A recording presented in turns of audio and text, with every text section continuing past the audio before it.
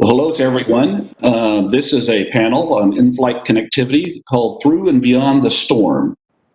So prior to the pandemic, as we look at the end of 2019, the in-flight connectivity market was actually growing quite quickly.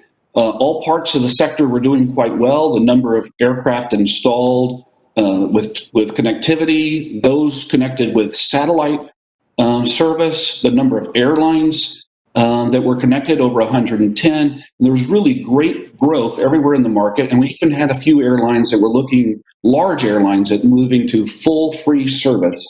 And the market was about to just, well, possibly explode with new growth and demand for satellite capacity, which is at the interest of the attendees of today's conference. Everything looked really quite good. There may have been pressures on different service providers for profitability, but there was great hope, as we move into the second slide, that there were certain segments that were going to bring new growth to the marketplace and even new profitability. And a lot of that was being pushed by new technology in a number of different areas, primarily in satellite, new satellite capability that would significantly impact positively the cost of providing capacity into this marketplace, capacity that could actually meet the desires of the users, the passengers on board the aircraft. Competition, while it might have been reducing the number of competitors in the marketplace, but each competitor getting stronger. And so you saw some integration that was about to take place, and some of that is actually even taking place here during this COVID period. And then you have market pull. This generation of flyers really want to be connected all the time. And this was increasing the demand that the airlines were hearing on the part of passengers. We want more capacity. We want it on every airplane. We want it everywhere we fly. And these things were really fueling growth in the in-flight connectivity marketplace. Next slide. As we, in Euroconsult, have talked to all the different players in the marketplace, from airlines to satellite providers, to service providers, and even those that provide other types of applications for use in flight, the market still looks quite good if you look out to 2029. Yes, we've got a tremendous dip here because of the impact of airlines, and many of which aren't even flying, or they have been severely restricted in their flight segments, but they still see a very good future that in 2029 would be a very nice, very strong in-flight connectivity business. I think the question for our panelists today is really, how do we go from this very low period we're experiencing right now to this kind of end of the next decade period, which would have a very strong and vibrant in-flight connectivity business? So today we've got a very strong panel that has been assembled here that represents all the different segments of the marketplace. We have two airlines, first represented Etihad Airways, represented by Quentin Couturier. And Quentin is the head of buyer-furnished equipment contracts for Etihad. Kalderon is the head of in-flight entertainment and connectivity for El Al Airlines. Jeff Sare is vice president of connectivity solutions for Panasonic Avionics Corporation. Don Buchman is vice president for commercial mobility at Viasat. Gustavo Nader is head of strategy for in-flight entertainment and connectivity for the Thales Group. And Peyrucain is the digital transformation leader at Airbus SAS. So we have a number of different viewpoints, a number of different perspectives. And each of our panelists are going to tell you, first of all, how has COVID affected their organization, and how are they trying to impact that positively, or prepare or make changes in their in-flight connectivity strategy, grow more quickly as the market comes back. And Quentin, can we start with you? Yes. I mean, obviously, the COVID has been a tremendous impact to us, like many other airlines, even more so in the sense that we are very focused on global traffic, right? We don't have a lot of regional and domestic traffic. And therefore, we used to be impacted anytime something happens in the world, but never to that magnitude. I'd say the interesting bit on our end is Like many of you may have seen, even in the office world, I see the COVID as really a technology enabler and accelerator. It has triggered some changes in behaviors and forced us to move on and accelerate some of the technology introductions we have. We've also seen that on board with connectivity and IFE, pushing us to accelerate the integration with personal devices, pushing us to accelerate our upgrades on board the aircraft, using the opportunity rather to polish up our fleet while it's on the ground, while the manpower is available to perform such changes. So we've been quite demanding with our suppliers and our partners during this COVID time, simply because we were asked to capitalize on the downtime, if I may say, to just prepare the restart. And clearly, I see the COVID being almost a transformation agent, even more powerful than some of the technology people we have over here. You know, it's been forceful, but very successful, I would say. Very good. Well, we'll come back to that in a minute with a specific question to Etihad. But Tal, can you tell us how it's impacted LL? Well, I think that it's almost in as of all the airlines. From the first day, most of the airplanes were grounded, and it was just after we finished to equip most of our aircraft with an IFC system by Viasat, and we have just started the connectivity service in our 787 fleet and in part of the 737 fleet. The pandemic came exactly in the minute that we have started to operate the system and to see some results. But then most of the planes were grounded, and we blocked down part of some cargo flights. We didn't have any flights until those days. We have just started now a few flights per day, and we are starting slowly to come back to the so we are trying to come back to the reality and to operate as much as we can flights. But at the moment, we are still depends on the pandemic and the red countries that we cannot fly to those countries.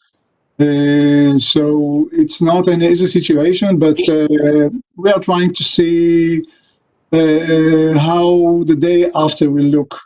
And I think that this is the main issue that I would like to present in the next in our panel, because I think that the period we will have to pass it, and probably we all hope that it will be finished as soon as possible. Now we need to see how we are going to recover and what we are going to do in the next year or two or even 3 years. We need to look forward.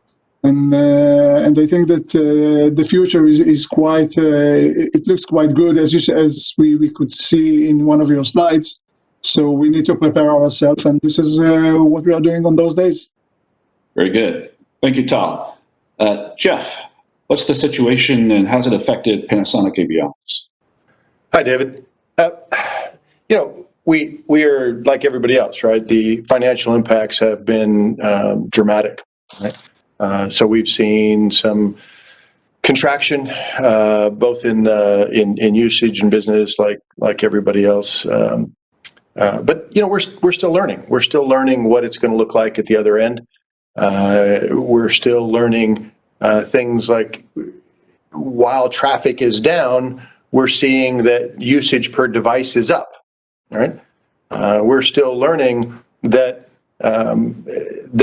today is probably just the next step towards the future. There is maybe differently than the way Tal mentioned it a moment ago. There is no day after this. There is just this, right? So how do we go forward from here and make a better overall service. We here at Panasonic have tried to focus in three areas primarily, right? One, most immediately, is partnering, and I'd like to say a big thank you to both the airlines and to our partners in satellite network operators. We have managed to work with both those partners on both ends of the spectrum to support the airlines to dramatically reduce their costs, and at the same time find better partnerships with the SNOs that I believe will bring longer term value to this, right? We really restructured any number of agreements to work through this together, because nobody was getting out of this by themselves, right? So thank you to those who, all of our partners, which is most of you. Secondly, we focused immediately and rapidly on making sure that we restructured our business a bit, renewed our focus, but we went to a virtual first sort of work plan. Meaning the assumption is we're not going back, right? So we're rethinking our entire footprint. We're rethinking exactly how we do this. We have accelerated any number of processes here, right down to basic stuff where as compared to before, today we have a daily stand-up every single day for 30 minutes that incorporates about 100 people from the leadership of the team all around the world, just to drive pace and drive motion. Candidly, before COVID, making that change would have been very difficult. With COVID, it worked as an accelerator for those businesses processes like that, so that we could really change the pace at which we attack that thing. Similarly, technical, right? Similar stuff. We've been able to accelerate automation and cloud movements. We've been able to clear backlog and focus on quality improvements that we just didn't have the capacity for before. And we're continuing to drive towards partnerships and new business models with our airlines to leverage the currently excess capacity and grow that into a business model that works on both ends. So at the end of the day, I think this will come out better than before. Okay. It's just going to be a long road. So Don, you're probably more vertically integrated than in Jeff's case, but still some big impacts. How are you personally, as the leader, how are you dealing with the situation? It's interesting, David. So it's one of the, hi everyone. Hey, thanks for having us on here. Really appreciate the opportunity to speak, and hopefully we can get some good information out to all. It's actually one of the benefits. There's some of the theory, you've read any sort of like theories of evolution, right? You're sort of set up. It's not the strongest species that survives. It's the most adaptable to change. And one of the proudest things is one of the things Mark and Rick have set up at our company is that adaptability, right? As we've gone to market, we've gone to multiple markets, and it's moments like this when you really appreciate that adaptability.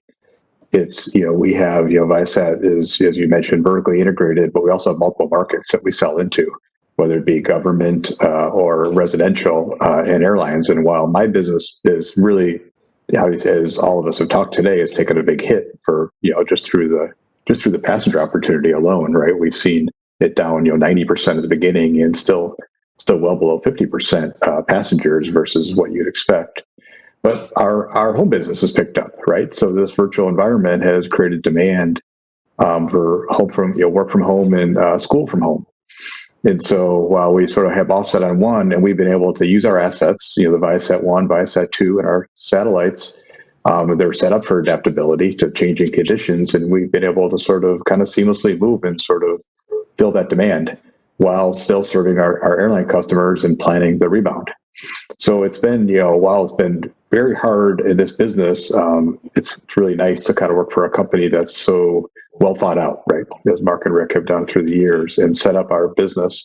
And that really kind of carries us forward, right? And so we, even as we kind of came down, we've been helping the airlines and finding it. We've had cases where we've had, right at the beginning when things were really chaotic, right? You were still flying around, but you had essential workers. No one knew was this thing airborne? Was it touch? And so some of the frontline workers were our airlines, right? The crew. And so we, and airlines that that, it was a paid service. We just said, hey, the crew gets the service for free, just so they can stay connected, stay relevant, stay in touch with their families, stay in touch with news. Things were changing all the time. And so that's really accelerated. I think we've talked about it. This digital transformation has been talked about in the industry for a long time. And I think I've heard it sort of said pretty much across the board. It's, this is accelerating now, right? COVID has sort of made it real. And so that's been what really interesting to sort of see that as we come out, on the other side. Very good. Gustavo, how's it affected the Thales InFlight organization? Hi, Dave. Hello, everyone. Thank you for having us on this. On the Thales organization, on the IFC part of the business, much like what Don described and also the airline panelists, we have seen a contraction in the business as expected, since it's heavily dependent on the volume of passengers. So we have seen a significant impact in the short term, and also a little bit on future business, since some airlines have deferred or postponed line fit aircraft that were scheduled to come online. So that will have an impact in the business over the next 2 to 3 years. Nevertheless, we see, as we have seen in previous crises, the airline and the aviation business in general is resilient. It will recover.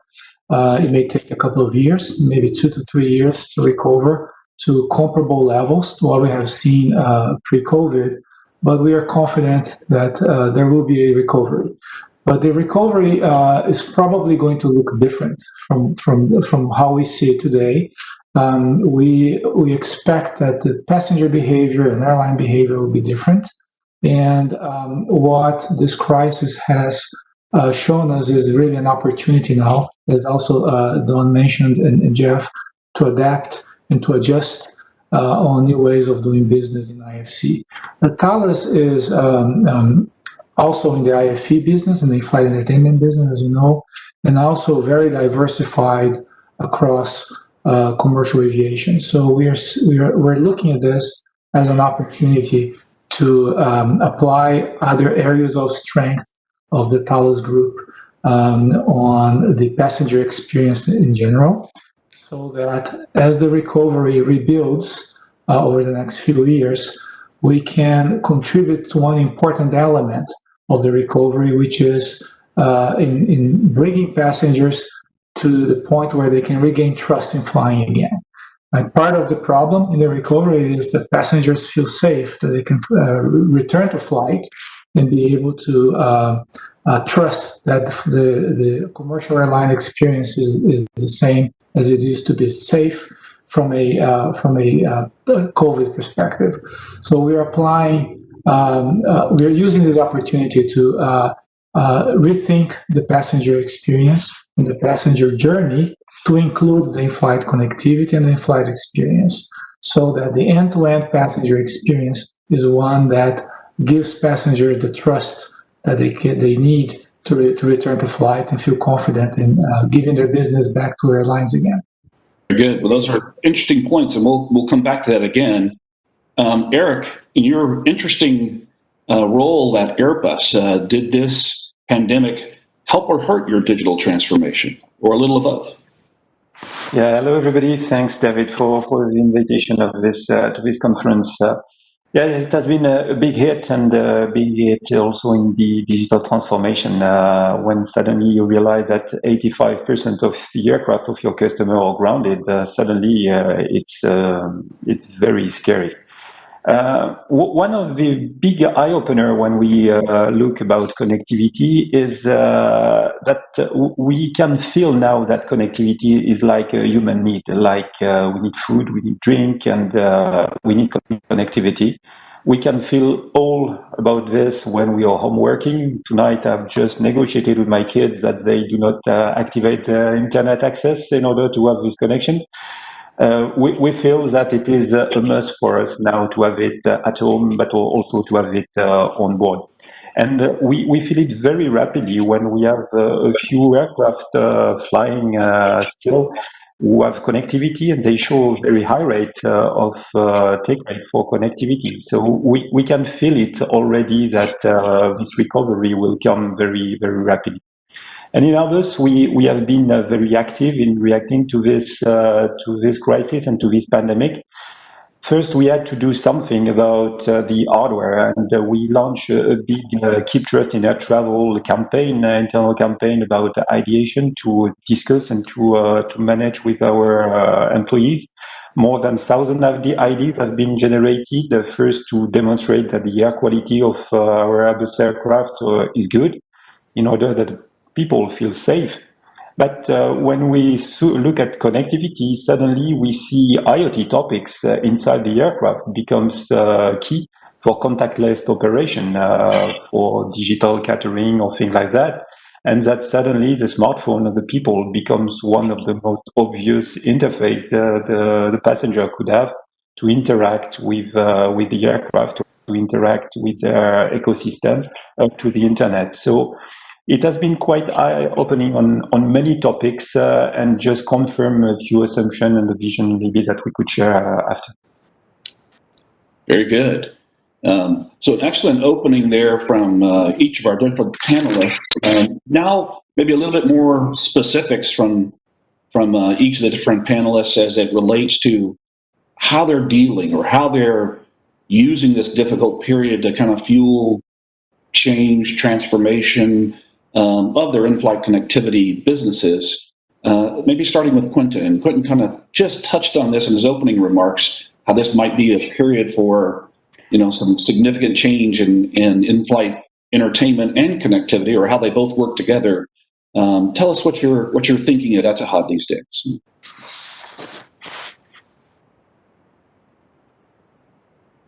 Thank you, David. Yes, I was touching on that. I think we've seen a strong demand to actually change a little bit the experience on board on that front. Over here at Etihad, there was a huge focus that was put on the health and safety element of the experience, which didn't exist before. And of course, one element of that is, how do I touch surfaces? How do I feel? How comfortable am I in this very restricted environment that is the aircraft? And I think some of this can be improved thanks to technology. So, we've done, like I said, spent some time to invest into preparing the restart. So we had work done on our website, on our apps, on our new interface for the IFE, new portal for the connectivity. We had most of the hardware upgrading during this phase. So in fact, if I look at all the elements that were done in that direction, they're huge. There was a huge amount of development done this year on our end, although it was by far the worst year for our airline and for most airlines. So in a way, I'm glad that could happen. I'm glad it triggered certain, let's say, more creative approaches. We also had to ask, let's say, a level of flexibility from our suppliers that was never seen before. We had to juggle with turning on and off certain services. We had to push the boundaries, I think, of an industry that's always suffered from being pretty slow to evolve, restricted to pushing software very manually, full of constraints. I think these sort of periods are a good opportunity to push the boundaries of that. That's what we've tried to do, and now we're really eager to see actually our guests taking advantage of this. So yes, so we are. I should mention as well, we're seeing really good feedback on wireless and streaming solutions, which are not common in the Middle East. I think we are one of the only airlines operating wireless streaming in the region, and the feedback has been excellent. There was a lot of fear into going in that direction, and I think if you combine that with the fact that now all airplanes are equipped with Wi-Fi, that opens up a lot of possibilities around PED integration and around this connectivity that Eric was mentioning. that you have at home, but you want it on the go as well. It needs to become something smooth, something easy. And technology is getting there. Network capacity is getting there. All we need is the world traffic to get back to levels that we want to see. Very good. Tal, in your case, we were corresponding over email, and he pointed out an article that he had written for an industry publication. It really kind of goes right to the heart of what's happening here, how this pandemic can come along and just stop you in your tracks, but how you can make you back up and rethink how you're delivering service to your passengers. So, Tal, could you give us a little nugget of information of how you see the world and how you see it changing, this situation changing in-flight connectivity? There is no doubt that airlines will have to reorganize in everything related to content and connectivity, especially in movies.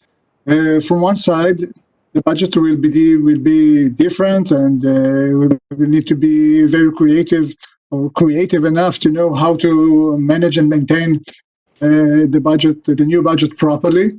On the other side, the idea that the movies, for example, the movie studios are targeting of streaming sites will certainly not make it easier for airlines. Clearly, the ideal will be to allow the passenger to receive the content streamed through the connectivity network, and the airlines and the internet service providers would have to speed up the process of upgrading the system as much as possible.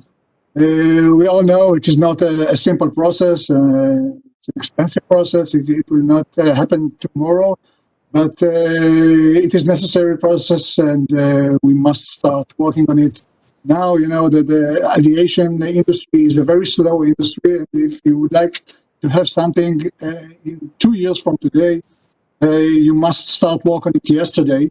And it is clear to all of us that when it will happen, it will create a great progress in our industry, and will allow us to provide a much more efficient and correct service, both in terms of in-flight service and at the end of the process, also in terms of our budgets.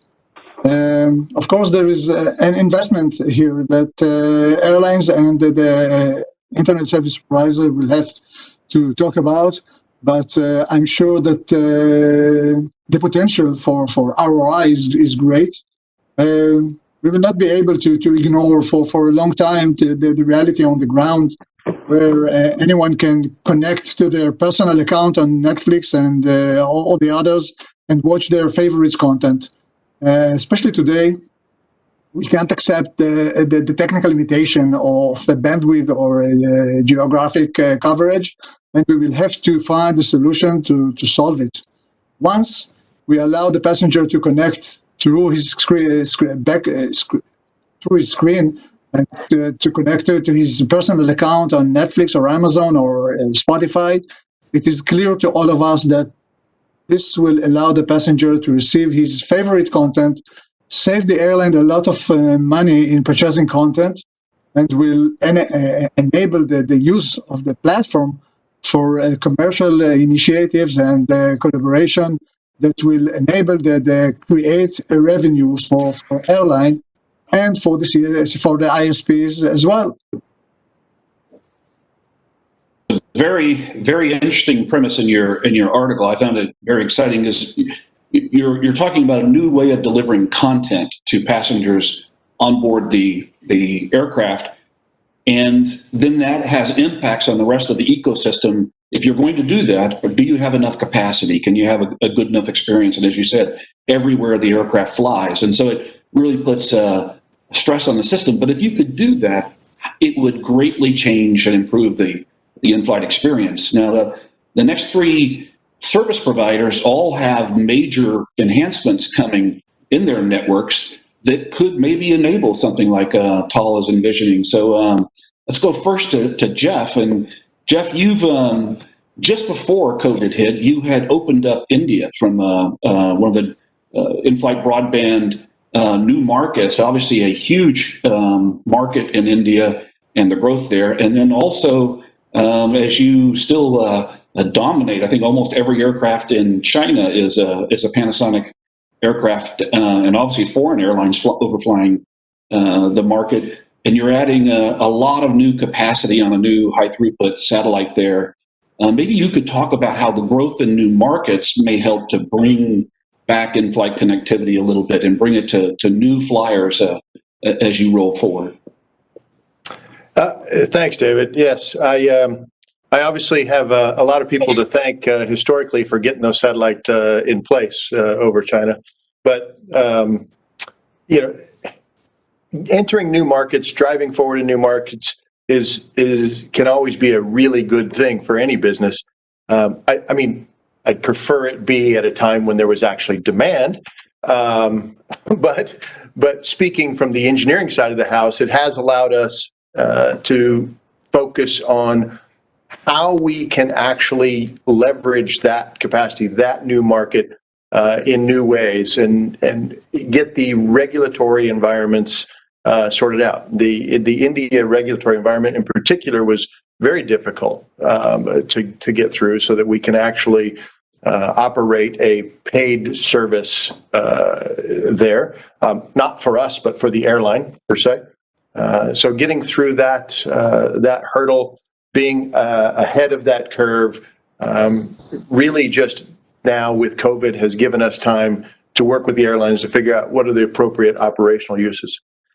Similarly, in China, the additional capacity, right? China recovering much more rapidly on their domestic fleet than the rest of the world, quite honestly, has just given us huge amounts of opportunity at a number of airlines where we're able to partner with them to put demos and trials and other things in place as we change the entire ecosystem of in-flight connectivity, if you will. It really is truly impressive, and just bringing more and more things capable. So COVID, in that sense, has really been a helpful thing. It gave us excess capacity. It gave us excess time to go drive forward on all those things that people wanted to do, but that we were running as fast as we could to catch up. Now that we've had a little bit of catch-up time, I would like to, obviously, as Quentin and Thales said, I'd like to see a little traffic come back so that we could actually make some money at it. But yeah, I think speaking as the engineer, it's been good. So, Don, in your case, Viasat 3 is scheduled for 2021, and you already have tremendous capacity in North America, and this new satellite's just going to expand that further, and it's the first of 3 satellites that will move around the world. So we know capacity is a key factor in growing the confidence of users on board. Can you speak a little bit to how you see this really helping you bring the business back in 2021 and beyond? Yeah. So it's interesting. Yeah, we sort of had a hypothesis when we got back into this business that there was a high demand. I think the example Tal gave was a great one, right? I think we had that hypothesis that there's a shift happening. It's what's happening in our homes, to going from the linear TV, linear sort of content delivery to sort of on demand through these streaming services. And we knew that was going to carry into mobile and then eventually into, say, on the airlines. So, kind of the hypothesis was, even with Viasat 1, that there was a, insatiable demand for capacity, and we need to be able to serve it. And if you had the most, in the right spot, then, you're going to be in the best spot to take market share. And kind of, if you sort of look at Viasat 3, it was, we've all the market feedback we've had to date has supported that hypothesis and has sort of said, yep, we were pretty close, right on. And I don't think anything has changed, right? So Viasat 3 thesis is global. It's, more capacity where it's needed. So, North America, South America, Europe, Asia, but it's also international, right? There is high demand, right? As our airlines start flying, as Quentin gets going again and Tal gets going again, and all the other, Middle Eastern and international airlines get going, we're going to see that demand just pop back up, and you need to have capacity where it's at. So all the trends are there. So for us, it's really kind of steady as you go. It's nothing that's happened has changed our opinion on sort of the outlook, meaning, there isn't less demand. There's probably more, even if the passenger makeup is changing, right? It's gone from, heavy business. All of us on this panel today would have been flying into Paris this week, right? And so I think the makeup of that is changing, right? Like right now, the demand is around visiting, family and friends, relatives and friends. But still, there's connectivity as sort of that. It's not the tool of the businessman; it's the tool of everyone. You have a phone, you want to be connected, and that just continues on, right? It's entertainment, it's social, it's news, it's information. So kind of all those things happening are the same trend. And so Viasat 3 is, if we had a time machine, would we change or anything? I would say no. I mean, it's coming out at the right time. The demand's here. We're hitting North America, then we're hitting Europe, Africa, and then Middle East, and then Asia, and giving us worldwide capacity with high worldwide coverage with high capacity, right? And that's just going to allow us to continue marching down and sort of serve that demand. Coverage and capacity. So those are key words in this in-flight connectivity market. As we go to Gustavo, you've been using kind of some of the legacy Hughes EchoStar satellites, and then Jupiter. But you have a very big development coming in 2021 with SES-17, which is a huge satellite that's custom developed for mobility and specifically for aero. Can you talk a bit about this and how it'll change the marketplace? Yes, sure, Dave. That's correct. So SES-17 is what we believe a game changer in the Americas region for in-flight connectivity, and I will very much agree with Don's statements here on the view that there is insatiable demand for connectivity, and as a result for bandwidth. SES-17 was specifically designed for mobility and for in-flight connectivity, so it's uniquely capable of meeting what we believe is a continuous growing demand for service level agreements by airlines to serve customer demand. So SLAs will continue to grow, and you've touched in the beginning of your presentation about the forecast, the Euroconsult forecast for this. We believe that free Wi-Fi on board is a matter of when and not a matter of if. And I will remind the panelists and the audience that we have, as Thales, been serving free Wi-Fi on JetBlue now for several years in partnership with Viasat in that particular case. And so free Wi-Fi service is not something new to us.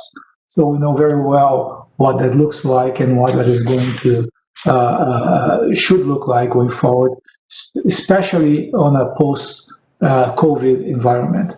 As other panelists have highlighted, the need for connectivity has only been underscored as a result of this. So SES-17 is going to bring to the Americas region and to the North American airlines in particular the ability to deliver very unique levels of SLA that will support that always-on streaming capability in addition to IPTV. So a true level of onboard experience that is equivalent, compatible to that of at home in the office, that airline passengers will have come to expect now as a result of this. The idea that when you are on board an aircraft, you should enjoy the same level of connectivity experience that you do on the ground. That is the premise of our offering. That is the underlying premise of SES-17 and what Thales is planning on bringing to market. And the timing of it with the recovery, it is very well aligned. So we're really looking forward to that recovery, so we can all enjoy that new level of service. Very good. Well, it's good to hear that these advancements are taking place as we kind of hopefully come out of this period. And that's will really help passengers. Eric, as you look at this from an Airbus perspective, how do you see technology? And there's all types of different technology, not just satellites. how do you see technology helping to improve the customer experience and the entire ecosystem of in-flight connectivity, from how we build aircraft to how we deploy them to operating in flight? How do you see this from your unique vantage point of being a leader in digital transformation for Airbus? Thank you, David. First, what we focus on very short term is to support our customers, to support them in this difficult moment. And as Quentin was saying, take the opportunity to help them retrofitting their aircraft, and the aircraft are grounded for the time being. It's one of the first priority we want to push, and take the opportunity of the airlines being well equipped as soon as the traffic will go up. And then with all these lessons learned that we took from this pandemic, our vision that we had previously is just confirmed. And what we are currently looking at is to really deliver open platform to host application and content. As Tal was saying, for the movies, you had to readapt very rapidly. And as you were saying, in this world, the rapid is not a synonym of aviation industry. So we want to be able to give you some more adaptation level, because we have one crisis, tomorrow we'll have other crises, and we need to be very reactive and adaptable. This open platform should be also seamlessly connected to the ground in real time through agnostic terminal. What we see in this world, and many of the conferences of today have been very interesting in this way. We see many constellations going up when we speak about satellite connectivity. We see all these new geo improvement. We see the LEO constellation popping up with MEO constellation in between. Many choices, many things, and if I was an airline, I would have a headache to understand which one of the constellation we need to use for this. So definitely, our vision is that the aircraft should enable access to the constellation and the SNO you prefer, just as your smartphone allows you to connect to the telco you want. What we're working also is to work on lowering the drag of all these big antenna. When you look at this big surfboard on top of the roof of the aircraft, it's lagging, and with all this world of sustainability, we want to decrease also the impact on fuel, which is significant on that. So really, we are actively working on that, trying to see what are the good solution, flat panel antennas, and so on. And as we are Airbus, we are not only an aircraft manufacturer, but we're also a satellite manufacturer, working with most of you guys in the industry. And having this satellite view and the aircraft view suddenly becomes very interesting to build the next step, which are not very far. And voilà. So it's really a vision that we look forward. And in order to build this vision, we have several pillars on which we rely. I don't know if you remember this Seamless Air Alliance initiative that we launched 2 years ago in the industry with Delta and OneWeb at this time. At the beginning, were very few around the table, and now we see a big panel of around 40 companies joining in an effort to simplify the passenger's life. And we have released the first standard 2 years after the start of this group. It was released during this big COVID pandemic in February, when we had to cancel the Mobile World Congress in Barcelona. And this is just a proof that this industry is moving and has found some already interesting solution to ease the life of the passenger. When you will come on board, he will not have to put his credit card or to put an ident and so on.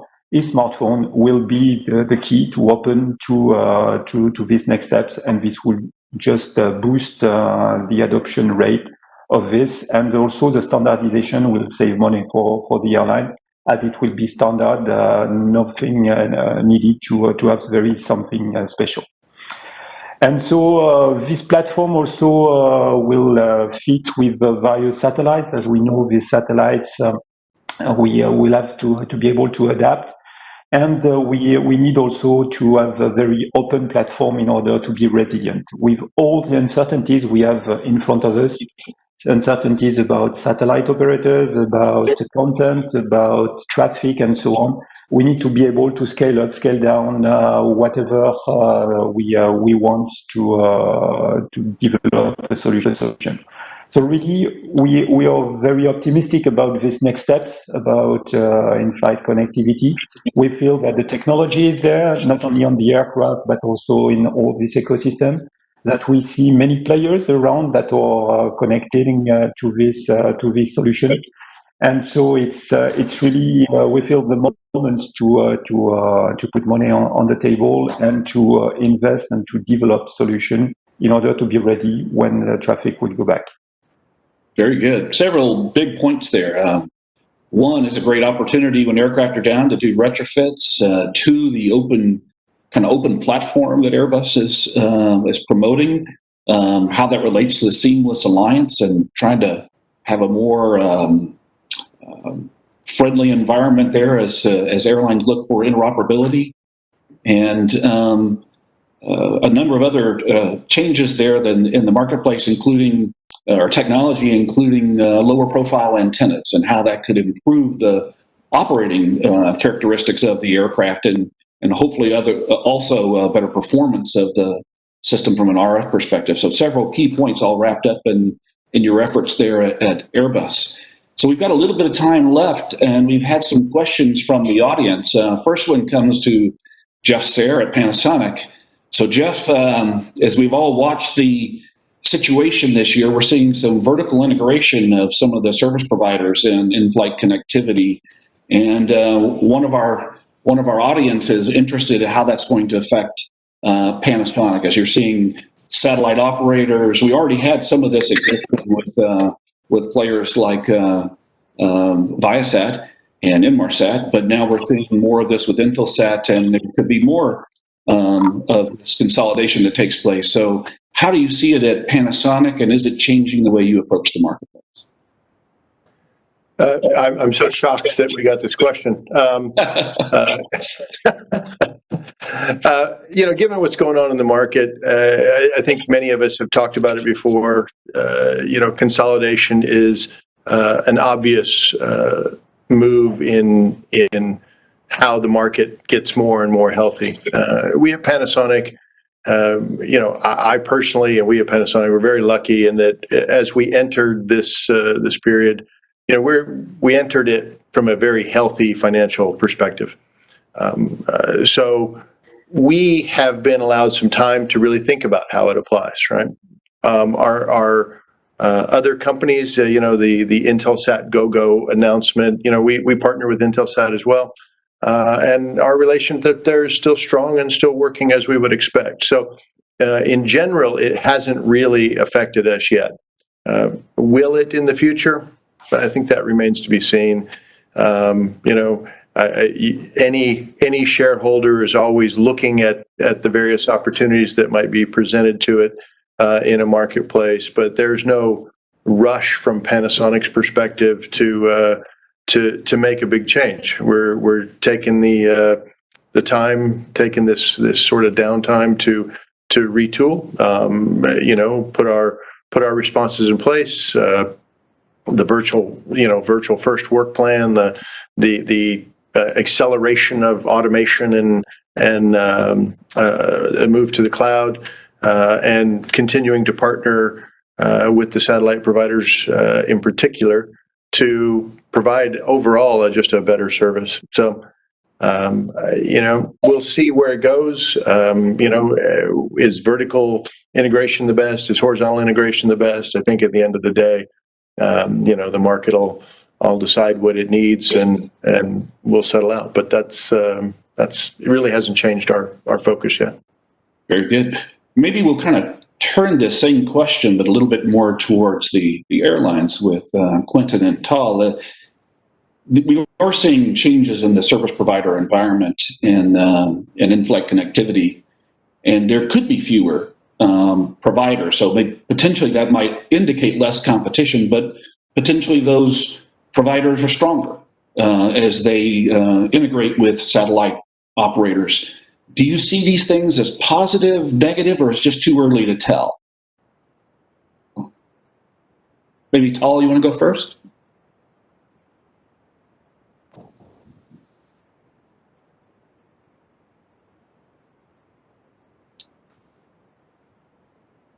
Tal, we can't hear you.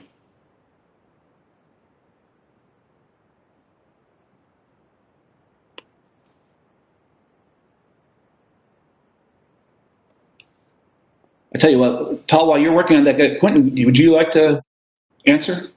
Yes. To be honest, I think. Can you hear me now? Yes. He's back. Okay, Quentin, please. Yes, to be honest, I mean, I don't see this as a huge concern on our end. This is not something we worry ourselves about. But the important element to this is we get the right level of service to our guests, right? And that could be continuing on with the same providers that we have today. That could be with new providers. It's I think that's not really the question, and whether they're vertically integrated or partnering with multiple satellite providers. I think we've seen pros and cons in both directions when it comes to our experience. What I feel more excited about is now I think we're finally getting to a level of cost and a level of coverage that becomes really attractive, becomes really competitive, and can change the sort of models and the sort of service we can provide. And if that happens through more competition or more consolidation, to me as an airline, I think it doesn't really matter that much. It's not true for all areas of the aircraft configuration. I think we're really happy to see more competition, for example, in the cabin interiors world and in the IFE world. That's really important. In the connectivity, I see even the evolution of a single supplier over the years changing so much. I don't think it's a huge concern of the airlines. Okay. So really focused, if you can get better service and better economics, then you're all for it. Exactly. Tal, how do you see the situation at El Al? I've just started to say we are in the middle of the process with John and with Don and with this great team in Viasat. I believe I'm a great believer on free Wi-Fi to the passengers. I know that it's something that it's very complicated to set. But as Jeff said, it's not a question of how, it's a question of when it will happen. As I see it, I hope that will happen very soon. I don't see any other choice, and we will have to find the way. I believe that it will be a new model that we will have to build together with Viasat, our provider, and we'll have to build it together and to make sure that we are giving to our passenger the best service. I believe that a free Wi-Fi, first of all, will allow a better way to get more commercials and more advertisers, because when you have something like 5, 7, or 10% of take-up rate, it's much difficult to sell. Then you have 30% or 40% when you have a free Wi-Fi. And I think that the business model on this case can be much easier, much and better for the airline and for the internet service provider. Well, I think that we will not have any other choice, and we will just need to build ourselves on this way. This is how I see it. As I said before, it's not an easy way. It's quite challenging. But if I look 2 years forward, I don't see any other way than to give the passenger all the abilities to surf the internet and to get his favorite content through the connectivity, through his personal account in Netflix or Amazon or all the rest. Competition is good, as always, and if it will make the technology better than what we have now, and if we will get a better coverage than what we have now, we don't need more than this. I think that we will be in a much better place.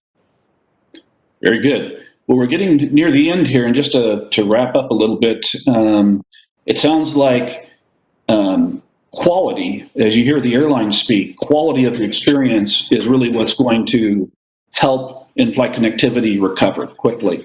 There's a problem on the part of the passenger in desiring to use in-flight connectivity, but they want a quality experience. And quality obviously means a seamless connection everywhere the aircraft flies, plenty of bandwidth, and the economics have to make sense for airlines, particularly since they really would like to provide this either very low cost or complimentary or sponsored by a third party. And they wanted you to be able to get to your content anywhere you fly in the world. Some of these are really challenging topics, but the providers that are a part of the panel today are all making just huge investments in new capacity and new capabilities, new technology, and opening up new markets to provide this capability everywhere in the world. So there is reason to be hopeful as we come out of this pandemic, and the airlines were really struggling through this period, are revamping their services, as we've heard today. We hope for this time next year to be in Paris, and so that assumes a lot, but in Paris and talking about some of those successes and how they've come to market and the passengers are starting to enjoy them.